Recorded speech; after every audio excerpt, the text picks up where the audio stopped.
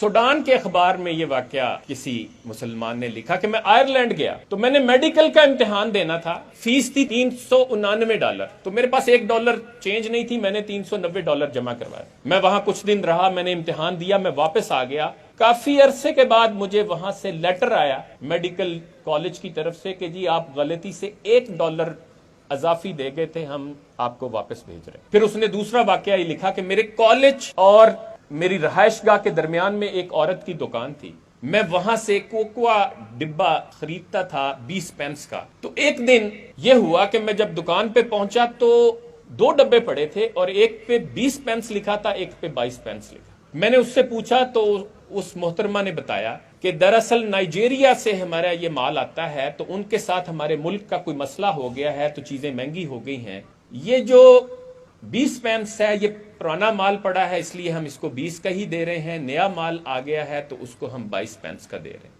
तो वो कहता है कि मैंने मैडम को कहीं कह दिया कि मैडम क्वालिटी में तो कोई फर्क नहीं है, उन्होंने कहा नहीं जी। वजन में कोई फर्क तो नहीं है, उन्होंने कहा नहीं जी। तो फिर आप मिक्स कर दे, खैर है। तो उसने आगे से कहती इतनी तेज नजरों से मेरी तरफ देखा और कहा आर यू अ लूटर, कि तुम एक लुटेरे हो। और कहता मैं इतना शर्मिंदा हुआ कि फटाफट मैं वो लेके बाहर निकला और अपने घर पहुंचा। और फिर मैं सोचने लगा कि यार ये तो वो तालीमात हैं जो इस्लाम ने हमें दी। फिर अभी पिछले दिनों असगर आरिफ साहब ने लिखा कि लंदन में मैं एक ग्रोसरी स्टोर जो मुसलमान की है उस पे काम करता था और वो बहुत ईमानदार। तो एक दिन ताजा सब्जी आई तो मैंने ये किया कि मैंने उस सब्जी को नीचे और पिछले दिन की सब्जी को ऊपर कर दिया। तो वो मालिक ने देख लिया, जो बहुत अच्छे बाअमल मुसलमान है। तो उन्होंने कहा कि अगर तुम आओ एक कस्टमर के तौर पे, तुम क्या पसंद करोगे? तो उन्होंने कहा मैं तो पसंद करूंगा कि मैं आज ही की सब्जी लूं। तो उन्होंने कहा कि ये फिर बददियानती है।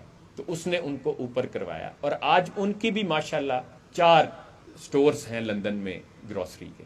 इरशाद अहमद आरिफ साहब ने यह वाकया कोट किया है अभी पिछले दिनों कॉलम में, जो 92 अखबार के चीफ एडिटर हैं, कि हाजी मियां मंजूर अहमद साहब उनके कोई दोस्त हैं, वो बताते हैं कि हमारी फैक्ट्री के सामने एक नाश्ता पॉइंट है। तो वहां कहते मैं नाश्ता करने जाता था तो एक शख्स रश में आता और बैठ के नाश्ता करता और उठ के बगैर पैसे दिए चला जाता। तो मैंने जब उसको नोट किया तो एक दिन मैंने उसी मौके पे नाश्ता पॉइंट वाले को कहा कि भाई ये बंदा ऐसे आता है रश में और रश का फायदा उठाकर बगैर पैसे दिए निकल जाता है। उन्होंने कहा जी मैं जानता हूँ जी, ये रोजाना तकरीबन आता है। तो उन्होंने कहा जी फिर आप इसे पकड़ दे क्यों? उन्होंने कहा जी आप रहने दे, बाद में हम बात करते हैं। तो वो जब चला गया तो इन्होंने कहा मुझे बड़ा तजस्सुस हुआ। तो मैंने कहा जी आप ये क्यों करते हैं? उसने कहा भाई बात ये है कि ये वहां गली के कोने पे बैठा होता है, फिर जब रश लगता है तो ये आके नाश्ता करता है और फिर उठ के चला जाता है। तो मैं ये समझता हूँ कि ये वहां बैठ के दुआ करता है कि इसके रश लगे ताकि मैं इस रश का फायदा उठाकर वो नाश्ता करूं और निकल जाऊं।